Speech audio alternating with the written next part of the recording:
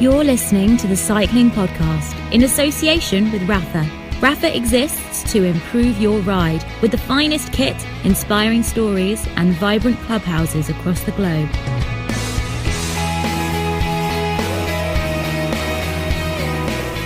Hello, my name's Richard Moore. I'm with Daniel Friebe. Hello. And Lionel Birnie. Hello. Hello, chaps. Well, it's been a sad week in cycling. There's been a lot of racing going on, but the week really dominated and overshadowed by the tragic death of Michele Scarponi, the Italian rider hit by a car while training. We're going to talk about that in the first part of the podcast this week.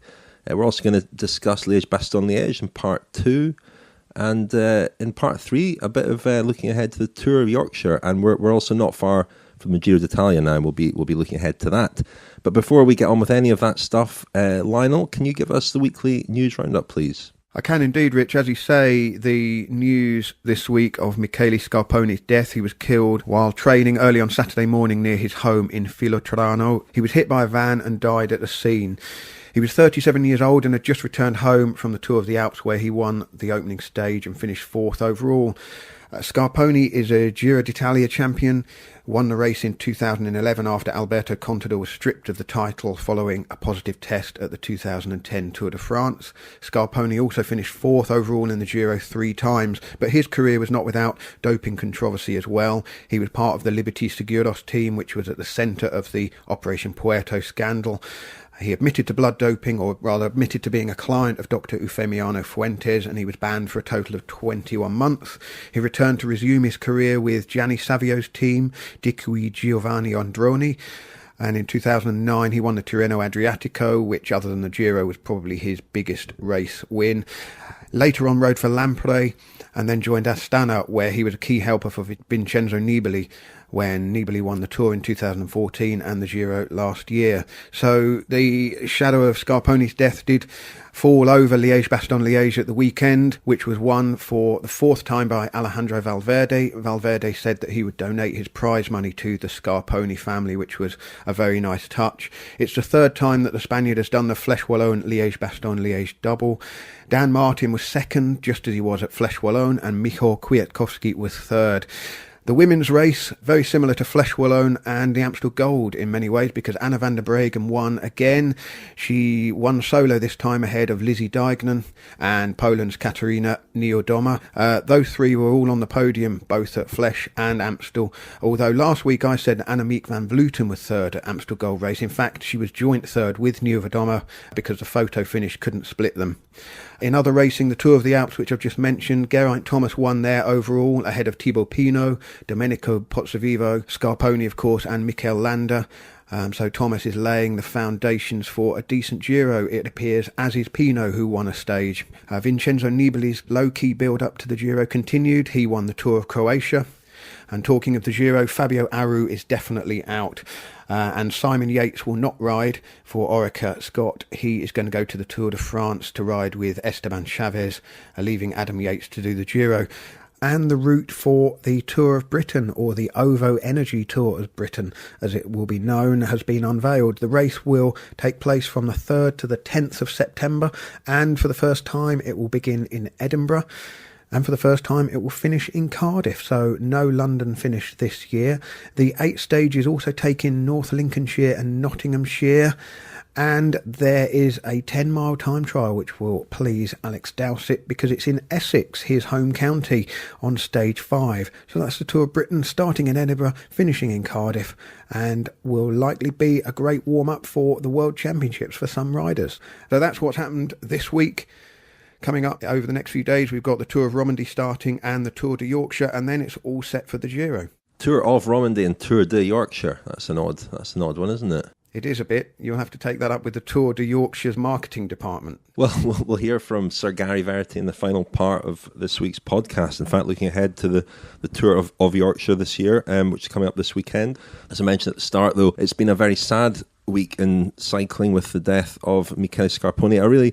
I think a shocking event, not least because we had all seen him in action so recently. You know, he was a very active rider, and rode extremely well in the Tour of the Alps, was looking forward to the Giro d'Italia, where he was going to lead Astana in the absence of Fabio Aru, and, clearly in very good form. And to wake up on Saturday morning and read, as many of us did on social media initially, that he had been killed was just almost too shocking for words. A life that had been, lived so fully and so visibly, so recently, just snuffed out in an instant. And it reminded us all of, I guess, how fragile life is, how dangerous the sport is, how dangerous cycling is. But Daniel, you knew Michele Scarponi a little bit through your contacts with Italian cycling. What can you tell us about him?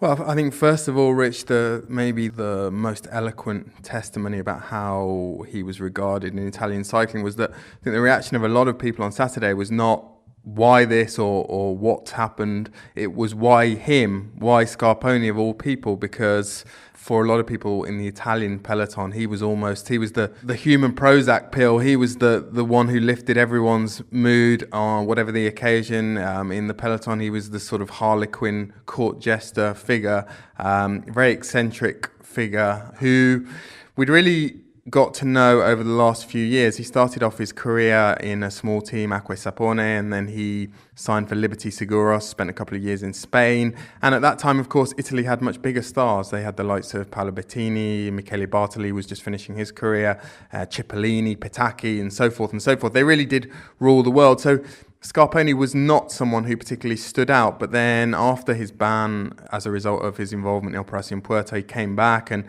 started to really get very good results in the Giro in particular. And as the wider public in Italy really got to know him, really got to know this very, as I said, this very eccentric, good-humoured figure who, in interviews would always be larking around. He would ask you, did you want to do a serious interview or a non-serious interview? And he never seemed to be anything other than good-humoured, good-natured, and really japing around, I suppose. And I think over the last few years, the wider public outside of Italy have also got to know him as a result mainly of social media. And it's well documented, this sort of relationship he had with this mac or parrot that lived around the corner from him in Filotrano, would land on his shoulder, and he would talk to on training rides, and he posted videos on social media. So yeah, I think the mood was so somber and so sad and in Italian cycling, not only because they had lost one of their own, but they had lost Scarponi in particular. Andy Hood, a while ago, a colleague of ours at Velo News, did a piece looking into the story with the macaw or the parrot, and Scarponi came out with a great line. He said he wasn't sure whether the parrot thought he was a cyclist or that Scarponi was a parrot, which I thought was a good line. And those videos that he posted and which were obviously being reposted a lot over the weekend of Scarponi larking around, as you say, Daniel, with the bird, gave us an insight, I suppose, into another side of his character. One of the things that struck me, reflecting on him and his death and realising the family that he left behind. He posted on Friday night a picture of him with his twin sons wearing the jerseys that he'd won at the Tour of the Alps, was how riders like Scarponi, perhaps we are all, or a lot of us, are guilty of describing them in a certain way, putting them in a certain box. Those guys who've had doping bans in the past, always when mentioning them, always with that qualifier, that caveat, and it sort of dehumanizes them sometimes a little bit. It's not to excuse or condone the crime of doping, but sometimes it can obscure the fact that these guys are human beings as well, and they're multidimensional people with lots going on.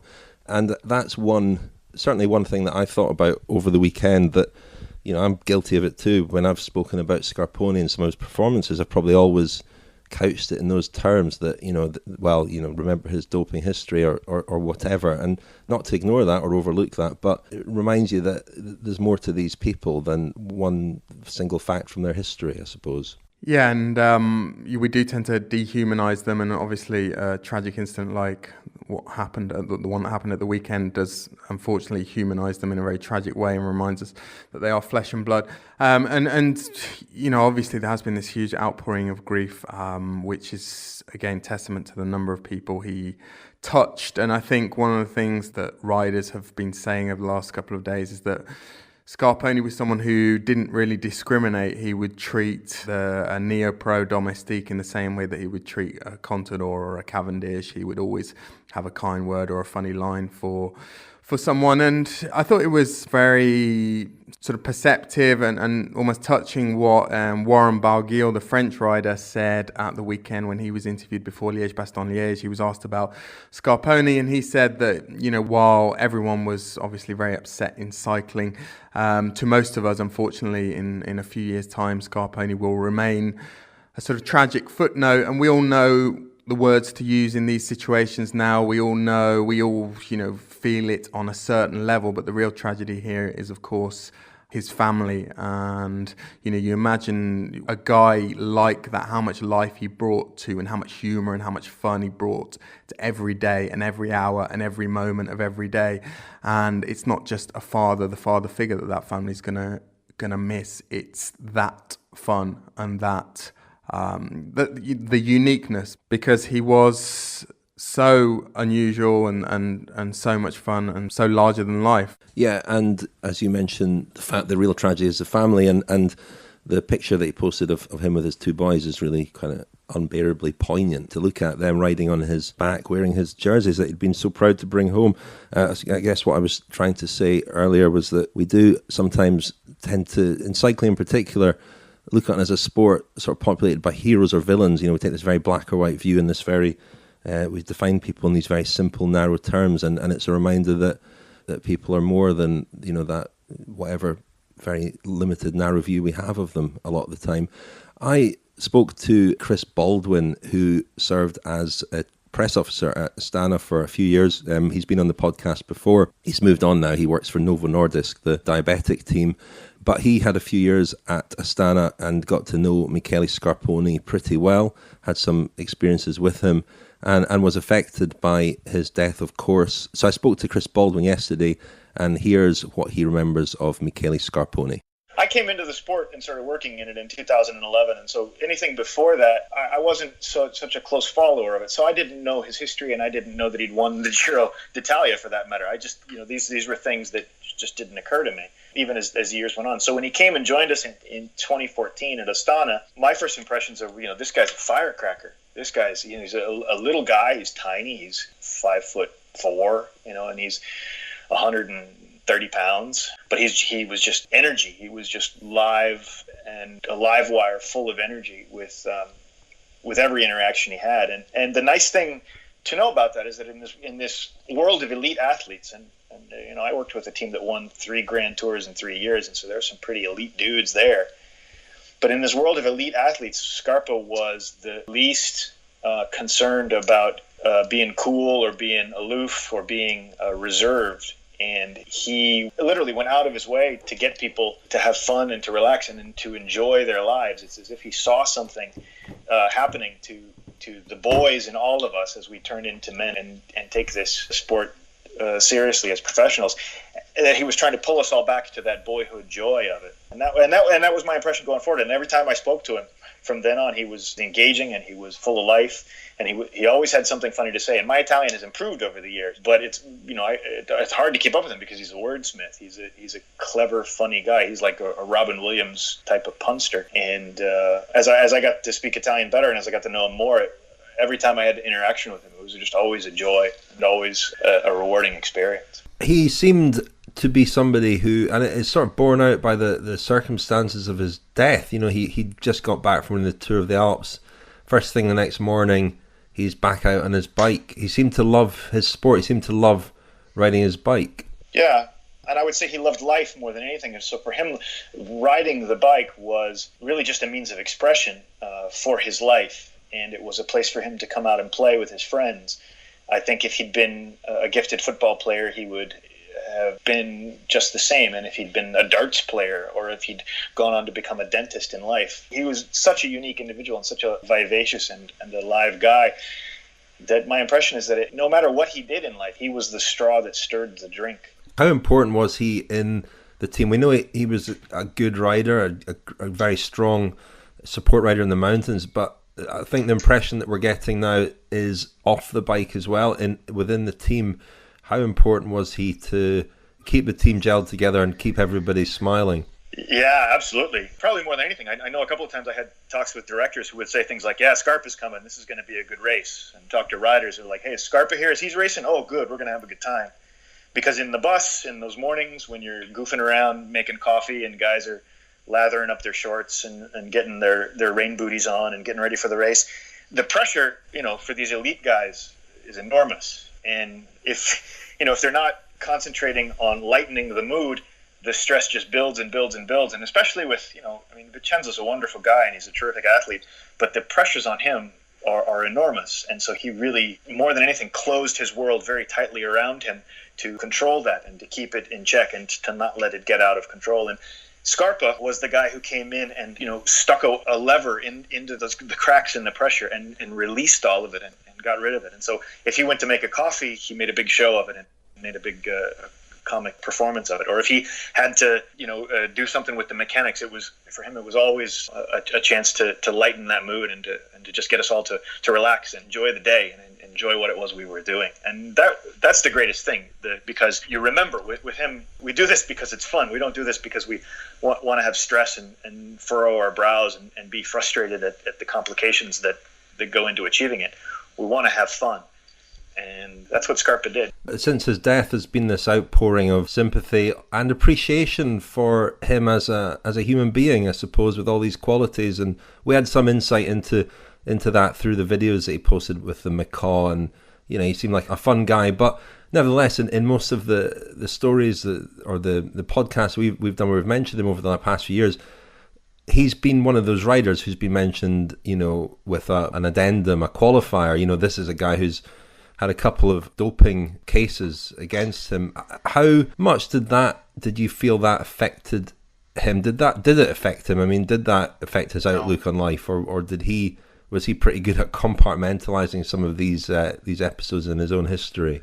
Well, that's the wrong word. He didn't compartmentalize it. He processed it and he pushed it back out, and he dealt with it and he did it in his own way. I worked with a lot of these athletes, and some of them have had past.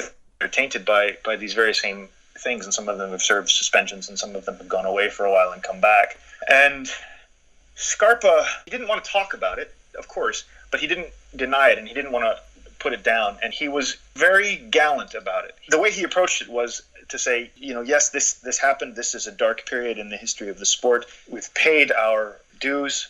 We're moving on, and I'm going to enjoy it, and I'm not going to wear a hair shirt and live in punishment for the rest of my life. I've done this and I'm moving on. And he went on to great things. He went on to be a star lieutenant for Vincenzo Nibali. You saw him in last year's Giro. The reason I'm not the best commentator on the sport, but I can tell you, in my opinion, is that the reason Vincenzo won the Giro last year is because of Michele Scarponi. Directly. And in the years that I was with the team, he was the guy who pushed the team on and did the job for him. And for him, that was the redemption, I'm sure of it, and the joy of continuing in this sport that he loved and that everyone around him loved as well. Do you have a favorite Scarponi memory or story? I do. I've been thinking about it because it's, I burst into tears every once in a while when I read something sad. But so I think, well, Scarpa made everybody laugh, so it's better to remember him through laughter and through jokes and through all our various forms of humor, whether it's irony or buffoonery or whatever. And the one thing I remember is it's in that video. It's in one of those videos. Is that after stage 5 of the 2014 Tour, the cobblestone stage, when we started that stage, we had Vincenzo and Jakob, but we also had Louis Westra in the break, and we had big guys like Maxim Glinsky and Gruzdev, plowing a furrow through those wet cobblestones. And Michele is a tiny little guy, and he's never ever raced Paris-Roubaix before. There's no reason to send him up there. So for him, the cobbles were just this grim ordeal to be endured. And so at the beginning, everybody, the staff was so focused on getting the tire pressures right and getting the spare bikes mounted and getting Louis up the road in the breakaway and making sure that the car was in contact and everything. And the instruction that they gave to Michele before the race was, Michele, just get to the finish. Doesn't matter. We don't care about your time. Just get to the finish. And Michele, everybody just looked at him at the beginning of that stage, which really was the pivotal stage in that tour. But at the beginning of that stage, really, if anything, the focus and the theme of discussion before the race was, poor Michele. he's going to have to ride the cobblestones in the rain today. How is this going to affect him? And he just had this sort of grim workaday laughter about him, just, saying, okay, guys, I'm going to work. See you in a couple hours. And then when he finished and he came across, and it turned out that Vincenzo and Jakob had got away, and Louis had pulled them across, and we had this fantastic 2 minutes on Contador at this point, and Froome had crashed out. And oh my God, this is going to happen. Scarponi comes up to the bus, together with Vanotti, who's another guy who's not a cobblestone specialist. And they're soaked and dripping and muddy and wet and getting into the bus. And Michele just runs straight into the shower, shoes still on, helmet still on, and just dramatically and theatrically soaks himself in the nozzle of the wet shower to just warm up a little bit. And as it went on, guys were coming in, and they would do the same thing. They realized, well, it doesn't matter at this point. We'll get new clothes, we'll get new shoes, and they all sort of took their turns jumping in the shower to hose themselves off, fully dressed. But then afterwards, and this is the memory that I have, and we got this on camera. Everybody's still cold, and we had these terrible tracksuits that were just cheap, just ugly, awful things, and they weren't very warm. And so that's all the guys had to put on. They're putting on these tracksuits to try and get warm. Somebody got the idea of, hey, take the hairdryer and use that to get warm. And so, Fuglsang, he dries his hair and gets himself warm, and Vanotti dries his hair and gets himself warm. And Scarponi says, God damn it, give me the hairdryer, it's my turn. And he grabs the hairdryer, and he does his hair for a little bit, but then he, sticks it down his trousers of his tracksuit, and he sticks it, in the jacket of his tracksuit to warm up, but also to mug for the camera and to laugh and to show everybody, hey, this is fun. Come on, guys, we're having a lot of fun. Let's be goofy and let's be the boys again that we were when we started this sport. So that was Chris Baldwin, former press officer at the Astana team, who knew Michele Scarponi well. And it's interesting listening to Chris there, Richard. He made the point that Scarponi didn't want to wear a hair shirt and just define himself as a doper, ex-doper, when he came back to the sport. And I suppose I'd echo what you said about the way that we watch riders who have been exposed for doping and have served punishments. And there is always, I guess, when you see somebody attacking and being aggressive in a race, there is a sort of an asterisk over their head as they're moving away from the group behind them. Certainly, I've been guilty of watching races like that, and I would say that over the years, when Scarponi's putting the hammer down and really animating the race, I'm reminding myself that he was part of the Operation Puerto investigation and had been linked to the blood doping doctor, and I suppose that's the sort of tragedy of the era. So it's refreshing really to get to learn a bit more about Scarponi, the impact and the way he made people feel, and I suppose really that is how he should be remembered.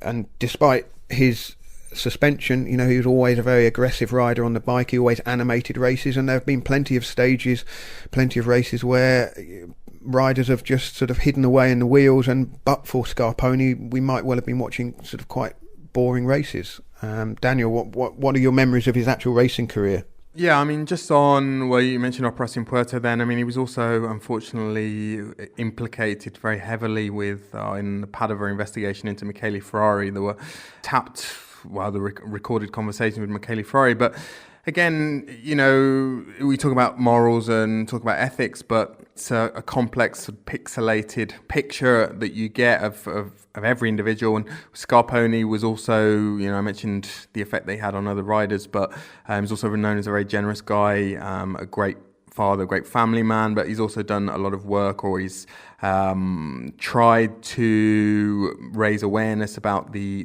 plight of the people hit by the terrible earthquakes in central Italy over the past few months. He taken part in a ride last autumn to raise money. His efforts for that cause were ongoing, and as a rider, he was very generous as well. He was someone I think was probably more at home helping other riders rather than riding for himself, not least because I suppose his riding style really contrasted with his personality. He was full, as we've said, he was a very vivacious character, a very eccentric character. He was actually, he was a bit of a diesel on the bike, was not a guy who would launch spectacular attacks, used to push very big gears, very strong climber, obviously. Renowned, unfortunately, for crashing as well. Crashed a lot on descents, including over the past few years. I think notably in the Tour de France that Vincenzo Nibali won. He had one spectacular crash in the Vosges, but would always get up and do his job on the front. And I think even, well, as important as his role in Vincenzo Nibali's Tour win in 2014 was his role in the Giro last year when on the stage to Sant'Anna di Vinadio, when Nibali really turned the race on its head and took the pink jersey off Esteban Chavez. Scarponi played an absolutely vital role up there on the Col de la Lombard, just above Isola 2000. And that was typical of him, really. And great longevity as well. He's 37 and showed no signs of slowing down. And that was partly, I think, due to his professionalism.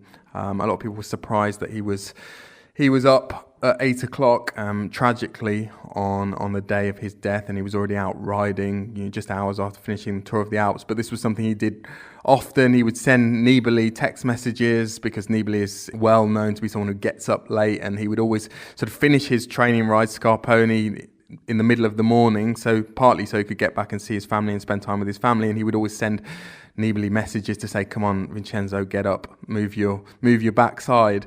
A fine professional and undoubtedly a talented athlete. The Cycling Podcast is supported by Science in Sport. Science in Sport, fueled by science. Thank you very much indeed to our sponsor, Science and Sport. As ever, they are offering 20% to all listeners of the Cycling Podcast. If you go to the website sciencesport.com and at the checkout enter the code CPOD20, that's CPOD20, you'll get 20% off all your Science and Sport products. We're very, very grateful indeed for the support of Science and Sport, who obviously sponsor the weekly podcast and will, along with Rapha, be sponsoring us at the Giro d'Italia as well. We're looking forward to that. And there's a little bit, not a lull, but we've had the last of the big sort of one-day classics of the spring at the weekend there. Sunday, Deja Vu, Alejandro Valverde. As you mentioned, Lionel, he did the double once again, Flèche Wallonne on Wednesday, Liège-Bastogne-Liège on Sunday, and it was another same one too. They're very like the women's races, actually. The three, the Amstel Gold, Flèche Wallonne and Liège-Bastogne-Liège, as you said, exactly the same podium in all three races for the women. And for the men, 1-2 for Valverde and Dan Martin in Flèche Wallonne and Liège-Bastogne-Liège. And we spoke about Flèche Wallonne last week. I was there with Orla Shinoui. Probably didn't give Dan Martin the credit that he deserved for that performance. He's come into these races on a diet of stage races really, and he's ridden extremely well and went close to winning on Sunday, Liège-Bastogne-Liège. He attacked, it was a good attack, and he pulled back Davide Formulo, who'd got away a bit earlier for Canadil Drapac, and that was a solid attack from him as well.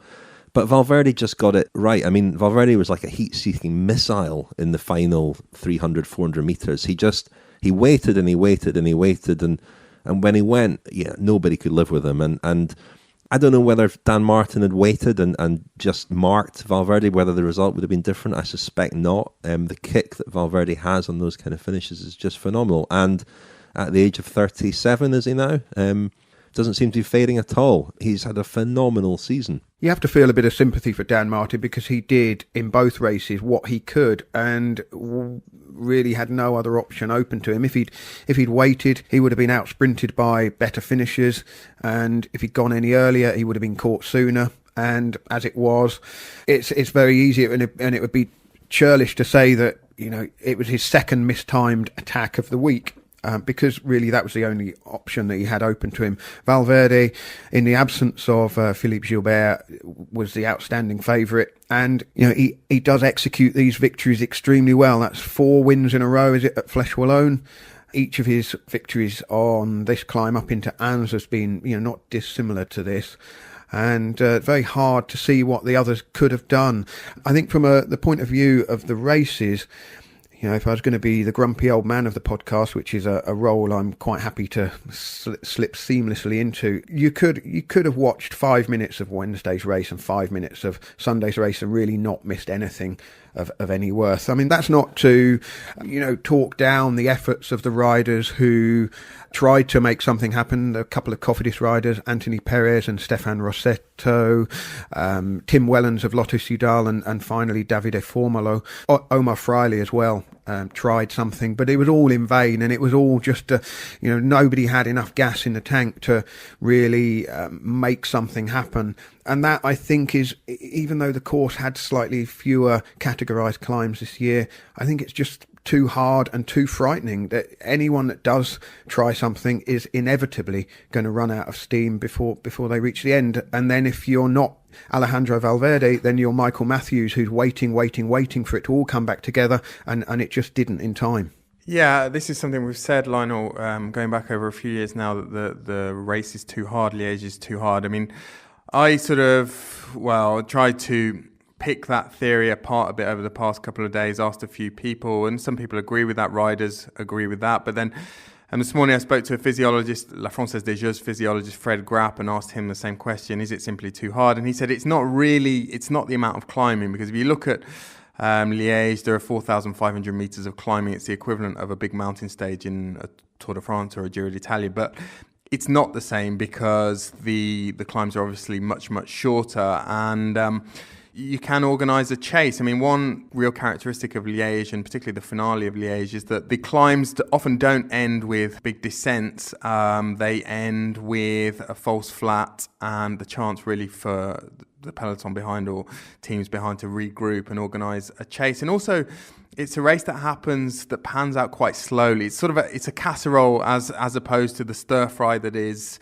Paris-Roubaix. When moves go in Paris-Roubaix, it's a split-second decision. Also because team cars are well behind, they often don't know what's happening in real time. They can't react. The riders are simply going at such high speeds that you have to really make split-second decisions in a Paris-Roubaix or even a Tour of Flanders. Whereas in Liège, it feels like you can always correct things. You've always got 30 seconds, a minute to maybe confer with the team car and your director sportif or teammates and decide whether you want to organise a chase. And you've always got that last chance saloon of the finale in Ans. But I think that the big change, and this is what Fred Grapp argued to me this morning, was that the difference between now and 15 years ago is doping, or lack of doping, or lack of the type of doping that was going on then. And he said that the reason he used to get moves going, notably on La Redoute, we talked about this last week, which is the iconic climb of Liège-Bastogne-Liège, is that using large quantities of EPO, riders could attack hard, but they could prolong their effort. And that's the crucial thing, that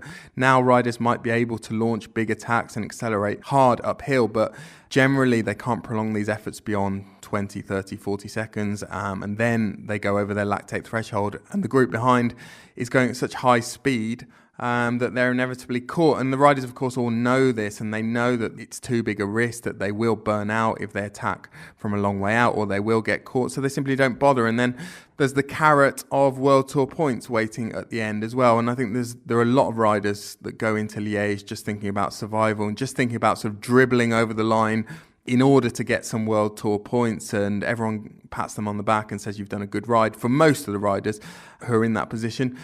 And they're not necessarily racing to win. They know before they start that it's a race that they can't win, and consequently it becomes very defensive. Valverde, though, chaps, I mean, he is an assassin, isn't he? I mean, say what you like about Valverde, his racing instinct is unsurpassed. He had one bullet in both those races, Flash Wallon and Liège-Bastogne-Liège, and he just fired at exactly the right time. It's phenomenal to watch. I mean, Valverde, the form that he's in, and he's carried it from the stage races into the one-day races, and he's clearly, it looks like he's going as well as he ever has done. He's going to win the Tour de France, isn't he?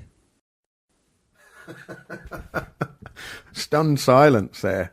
He's going to win the Tour de France. If he's going like that, he and Quintana, if he doesn't come out the Giro too tired. No, I don't think. I don't think so. I mean, again, because in all seriousness, it was a provocative question, Daniel. Well, no, we do think about Liège as this classic which draws the stage races into action, and Liège is of yore. The other day I watched one of the best Lièges I think of in the last 20, 25 years, or one of the most exciting ones, which was the 1997 Napalm, when Michele Bartoli was away with Alex Zuller and Laurent Jalabert, or was it 95? Oh, or 96? It was 96. It was around that period, yeah. Anyway, and we had Marco Pantani in that race attacking on La Redoute. So, this, and we have seen, even over the last few years, we've seen stage racers at least more prominent, or at least riding Liège, and sometimes doing well there.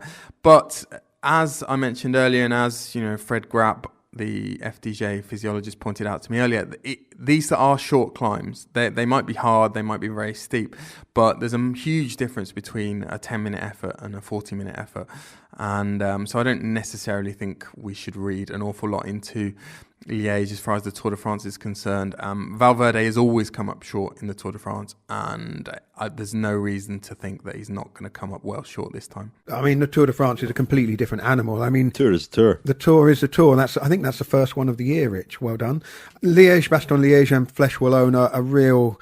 They're specialist territories, aren't they? And Valverde is to those climbs, the Mur de Huy and the one up into Ans, although they're not in the same league in terms of steepness, but, they suit him just as well as clay court suited Rapha Nadal in his pomp. That's the issue, I think, with Liège-Bastogne-Liège, and I think maybe we'll see a slight change after next year because, according to reports in France, the contract between ASO and the town of Ans, or the suburb of Liège, Ans, which hosts the finish and has done for a number of years and has had this uphill finish for the last... what is it now? At least a decade, isn't it? This particular road that they use. We might see something different because it was a race of very different character when it ran back into the centre of Liège and finished down by the river. If you make it so that the selection point is further out, then you see a kind of cat and mousey type finish. You give the chasers something to hope for, you give the break something to ride for, and you might see a bit more variety. Whereas finishing up on that particular climb, it was nailed on Alejandro Valverde right from the start, really, particularly with Gilbert's absence, as we said. And the other point, Daniel, you made was, I mean, when you look at the way the race unfolded and you see the sort of big 2 or 3 teams, Movistar had a lot of riders in good positions, Quick Step Floors had a lot of riders in good positions. It just seems to me that if you really wanted to shake it right up, you could just cut the size of teams down to 6. Yeah, and also, Lionel, we often forget how big squads are as well. And these days, 28-man squads, that's something that you didn't used to see in professional cycling. Most teams had 15, 19 riders, so they could barely cover the classics and the Grand Tours. And there certainly wasn't the high degree of specialisation that there is now. I mean, most World Tour teams are put together with the Ardennes Classics, and certainly, obviously, all three Grand Tours very much in mind. So the average World Tour squad has got maybe 15 riders who would go well or do go well on hilly terrain like we see in Liège. So therefore, you can impose quite a high degree of control on races, whereas I think, you only have to go back 20 years and look at some of the riders who were riding Liège. You got guys who were ostensibly classics specialists or cobble classics specialists thrown in, and they could do a job for the first 120 kilometres, but you didn't really see them much after that. Whereas now, as I say, the teams are on the whole very, very strong. Hi, I'm James Knox of Team Wiggins, and you are listening to the Cycling Podcast in association with Rapha. I started racing because my brother was a cyclist whilst I was a runner, and I generally just became a fan of the sport and wanted to see what it was like racing bikes instead of running. My favourite ride is back home in Kendal. I can do a loop over Kirkstone Pass, round Ullswater, back over Shap, back down into Kendal, and then just a little drag home to where I live just south of Kendal. It's got a lot of nice scenery and a few good climbs, so it's my favourite ride. The Rapha Cycling Club is the largest global community of its kind. Members share their passion for the road through rides, events, exclusive club kit and racing. Find out more at rapha.cc. Thank you very much, as ever, to Rapha, our main sponsor. We heard there from one of the riders from the Team Wiggins, James Knox, who obviously wears Rapha and wore it to second in under-23 Liège-Bastogne-Liège recently, and then a really outstanding performance in the Tour of Croatia last week. He was 8th overall in some pretty distinguished company. That race, of course, won by Vincenzo Nibali in fairly unconvincing fashion, I thought. I mean, he won it in the end. I thought you were going to say unconventional, Rich. It was very impressive. It was unconventional as well, unconventional and unconvincing. He won it with a bonus sprint. Who'd have thought it on the final stage? Beat the Kaya Rural rider Jamie Rawson, who had taken the lead the day before on the Queen stage. So Nibali, he's often gone into Grand Tours looking a bit undercooked, hasn't he? I remember the year he won the Tour de France, he had a very poor Dauphiné before that, and he didn't really show much last year before the Giro, so not sure what we should read into Nibali's pretty average form so far this year ahead of the Giro. But yeah, James Knox, 8th overall, outstanding ride by him, and he's a young rider, only 21 years old, so that was good. Other racing going on. I mean, I said we're going to look ahead to the Tour de Yorkshire in this part of the podcast. We'll hear from Gary Verity.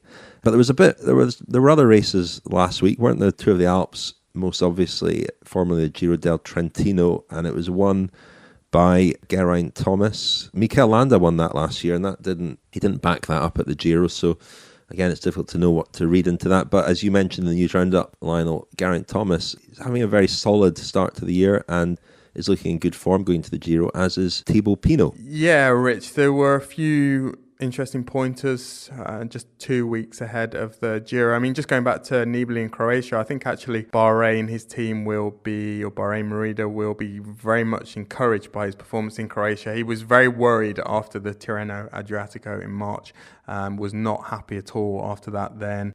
Went away and has been training altitude and has come back, and the team are a lot more optimistic now, and I think he's a bit more optimistic as well. Obviously, was riding with a very, very heavy heart in the last day, on the last day in Croatia, and I think probably slightly inspired or wanted to certainly commemorate his friend Michele Scarponi, and that may be one reason why he was so desperate to take those bonus seconds and actually win the race overall. But I think he's shaping up okay. Thibaut Pinot is really loving riding in Italy. He's had an almost exclusively Italian program this year and has always talked in the past about how much he loves riding in Italy. You know, he's a huge Paris Saint-Germain fan, the Parisian football team Paris Saint-Germain. He went to visit them in the autumn, and his favourite player is the Italian midfielder Marco Verratti, and Verratti was called him the French Nibali. I'm not sure what the basis for that is. Anyway, that would be an interesting, well, probably not that interesting. Probably just another way to annoy our listeners who, get very vexed by me mentioning football or golf every week.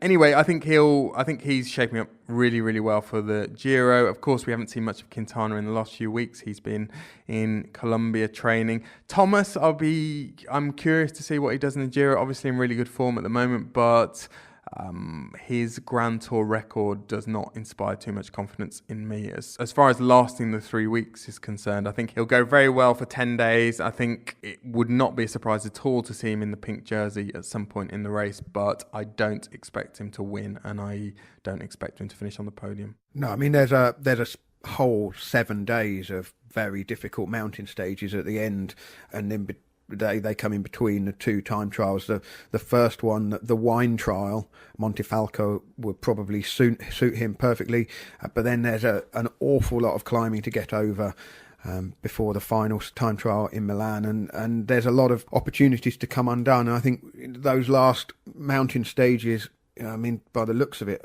looking through the Garibaldi, Daniel, I meant to ask you actually, why is it called the Garibaldi, the Giro roadbook? Did we not talk about this last week? Last year, sorry. I think, Lionel, that Giuseppe Garibaldi is famous as one of the biscuits are named after him as well. Yeah, great biscuits. Yeah, great biscuits. It's famous for being one of the generals, or the main general, who basically united Italy or contributed to the unification of Italy in the 1860s with a campaign, a crusade, basically up the length of. He started, I think, in Sicily and ended up right in the north of Italy, and sort of swept across Italy, basically uniting the country.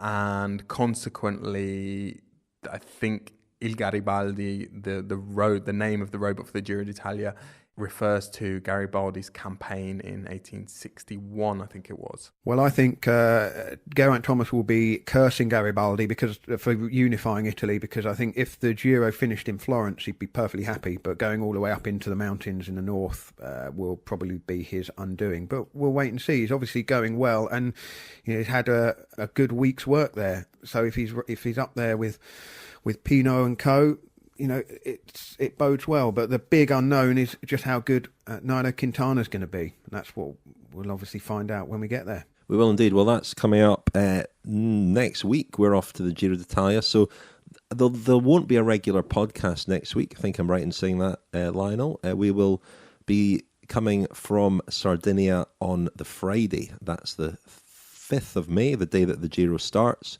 And that'll kick off our daily coverage from the Giro d'Italia, which we're very, very excited about.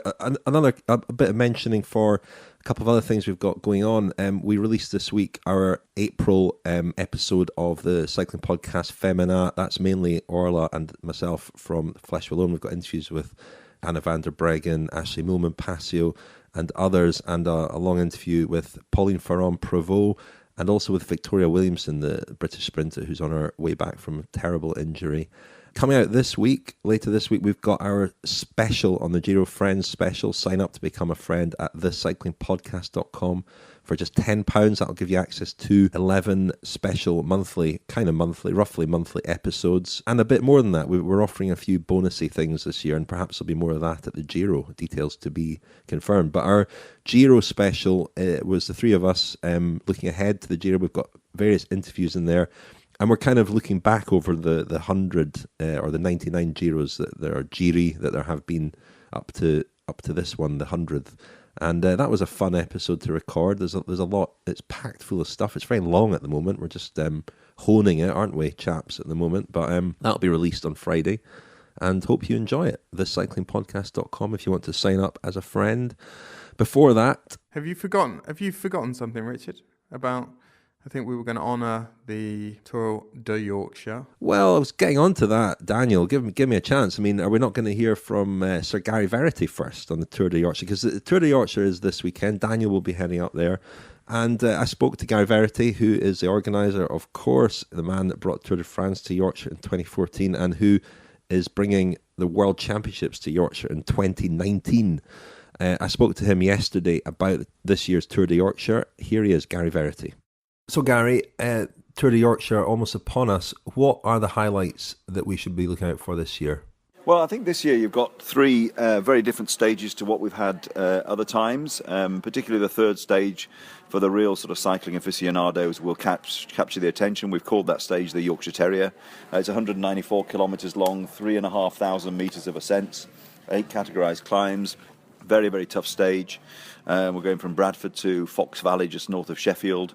Some iconic classic British cycling, Côte de Shibden Wall. People will remember that cobble climb from the Kellogg's Tour of Britain, probably the last time it was there. Some of the climbs that we did in the Tour of France, that particular stage.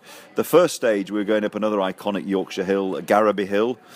We've not been up that before. We're going to go to parts of the Yorkshire Wolds we've not been to before after the start in Bridlington, and we finish with the normal finish that we have in Scarborough. So that'll be something that a lot of people will look out for. Day 2 on Saturday, you've got the men's and the women's race on exactly the same stage, which is what the women have been asking for some time. So we start in Tadcaster and come over the new bridge there. The previous bridge was washed away in the floods Christmas before last. And we're going to have the same finish line in Harrogate that we had for the Tour de France, the one where Cav unfortunately fell over just beforehand. And Marcel Kittel went on to win. So that's a tough stage as well. There's a bad climb coming out of Lofthouse, a really challenging climb. Anyone that's done it, the Côte de Lofthouse, going over towards Leighton Reservoir before you get to Massam, will really test both the women and the men. People will be, it's still a few years away, but people will be looking for clues as to the World Championship course. I mean, I know that's maybe not this year, but in the next year or so will be a big draw for teams and riders coming to Yorkshire. Do you have in your mind an idea of what the course might include? Yeah, absolutely. I have a clear idea of what the course will be, having spent a lot of time putting it together. But there will be some clues. I guess it only becomes clear when you actually look back, when you know what the routes are and they've been published, to say, oh, well, okay, well, that was included in that and that was included in that and so forth. Do you anticipate, though, that next year in particular, and obviously the year after, it will be a major draw for some of the riders who, would be trying to win that title? Yeah, definitely. I'm sure that that's the case. And, every edition of the Tour de Yorkshire basically becomes a dress rehearsal for the world champs between now and obviously the event in 2019. If only to get used to riding on the style of Yorkshire's roads, which are quite different to other parts of continental Europe. It's a different kind of tarmac here. It's grippy, as many people will be aware who are listening to this. And getting used to riding with large crowds as well, because that's something that we will undoubtedly bring to the party in 2019, these massive crowds who turn out. Gary, I know you've been to a lot of other events. I bumped into you at Paris-Nice. I know you were at the Tour Down Under. You described that memorably as being like speed dating when you go to other events to get a taste of what they're like. Having been to quite a few in all parts of the world, is there another event that you particularly sort of take inspiration from or do things in a way that you'd like to emulate? Well, I think you take something from each of them. I was at the Tour of Flanders the other week, and I think that's a great event. There's some great bits there that we'd like to plagiarise. The Tour Down Under, obviously our sister race, do some good work. Clearly, the most important race in our mind is the Tour de France, and there's a lot of things that Christian and the team do at the Tour de France that we've lifted and we do at our race. There's always something to learn at whichever bike race you go to, however big or small. And the trick is to always keep learning and always trying to pinch some of the good ideas and see if you can bake them into your own event to try and make it even better year on year. And that's what we're trying to do this time round. I know you had a big issue with team selection this year. There was a huge demand to take part. One of the teams that was left out was Team Wiggins, which caught a few people by surprise. Did that have anything to do with Bradley not finishing the race? I mean, did that come into the equation there at all? Well, I mean, Bradley wasn't down to ride the race anyway this year, as obviously people will be aware. But we take a lot of things into account when we're selecting the teams. The nice thing from our point of view as organisers is that we had 49 teams apply for what was initially 33 places, and we increased the number of women's team to make it the same as the men with 18 teams each to give them parity. So 49 teams for 36 places, and that means that some people are going to be frustrated and disappointed that they can't take part. But we hope that they'll continue to try and pitch in to take part other years, and we try and give everybody a fair crack of the whip. And we've had Team Wiggins for the last 2 editions, and we hope we'll see them again in the future. Finally, Gary, I mean, what's the long-term future for this event, and what do you need in order to safeguard its long-term future? The most important thing is an extra day. We need to be a 4-day men's race and a 2-day women's race. We've tried to do as much as we can for women's cycling to help get it onto par with the men's sport. Really, we need to have 2 stages for the women, and in order to do that, we need to have 4 stages for the men. And in order to attract the best sprinters in the world, I need 4 stages for the men. So I can do 2 hilly stages and 2 flat stages, and I can even look at things like individual time trials or small team time trials as well. So that was Gary Verity looking ahead to the Tour de Yorkshire, desperate for the event to go up to 4 days and for the women's race to go up to 2 days. Very odd that the stumbling block there appears to be British cycling, but hopefully it will get the green light to extend or increase its days next year. And thinking of Tour de Yorkshire, we think of ASO, of course, and Christian Prudhomme, friend of the podcast, Christian Prudhomme, and it brings to mind, doesn't it, Daniel, one of the famous episodes in podcast history.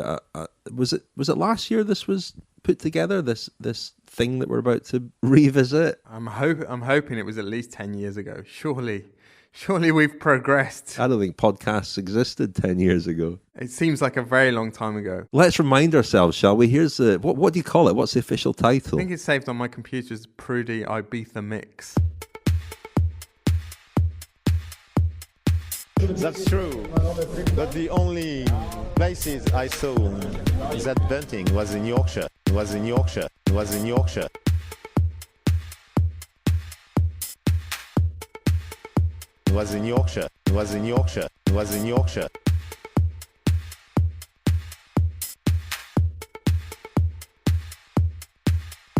I was not really concentrated on the race. I must confess, I was not really concentrated on the race. I must confess. That bunting was in Yorkshire. Humongous. It was unbelievable. Unbelievable. Humongous. That bunting. I must confess. It was unbelievable. Undeniable. Humongous. I must confess. That bunting was in Yorkshire.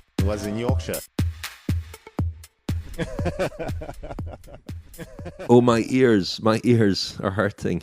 I think they're bleeding. That was deeply unpleasant. Anyway, have we just jeopardised our chances of winning the Listener's Choice Award at the British Podcast Awards by playing that? That's this Saturday, isn't it? It is. We're shortlisted in the sport category, and we'd like all our listeners to vote for us in the Listener's Choice category. Go to BritishPodcastAwards.com and please do vote for us before the weekend. We also might have a lawsuit on our hands because that does, unfortunately, that final version of the Pretty Ibiza mix did contain a couple of unauthorised samples of American R&B singer Brian McKnight's. But we did dodge the Jaws bullet last year, didn't we? We haven't been done yet by Steven Spielberg. Remember last year you refused to sing Happy Birthday on my birthday. I'm delighted to confirm that once again I'll be at the Giro for my birthday with both of you guys, and I believe the rights issue on Happy Birthday has been resolved, and I look forward this year to a full-throated rendition of Happy Birthday. That's on the 7th of May. Do tune in on the 7th of May. Actually, the 7th of May, is that the day that we're travelling from Sardinia? No, that's a Sunday, isn't it? Is that the that is today. Daniel and I are flying to Sicily, and are you taking the overnight ferry? Oh, I'm being left on my own to get a ferry from Sardinia to Sicily on my birthday. Oh, that is sad, isn't it? Well, I tell you what. Why don't we have a sort of unofficial birthday? A bit like the Queen has 2 birthdays. You can have an unofficial birthday on the 8th, which is also a rest day. Okay. Let's do that. That sounds like a good plan. Rich, moving on to more important matters. And on the issue of dates, I mentioned there were 2 things I wasn't sure about early in the podcast.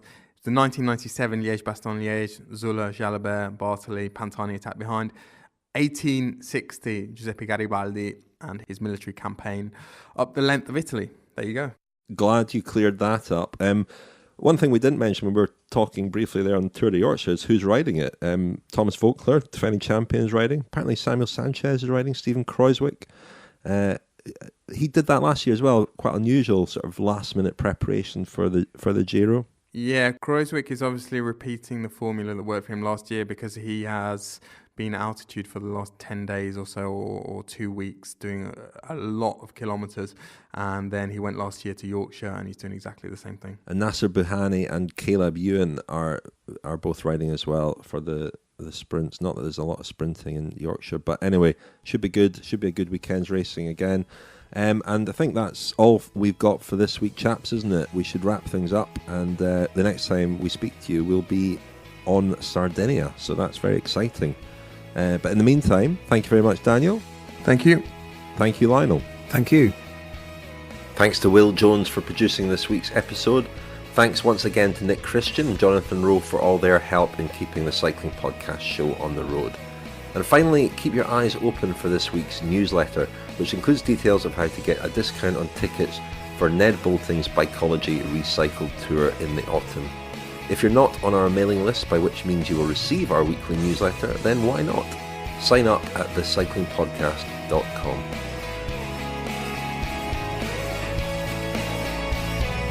You've been listening to the Telegraph Cycling Podcast. Thank you to Glass Pear for the music in this episode. For more information and to download more editions of the show, visit thecyclingpodcast.com.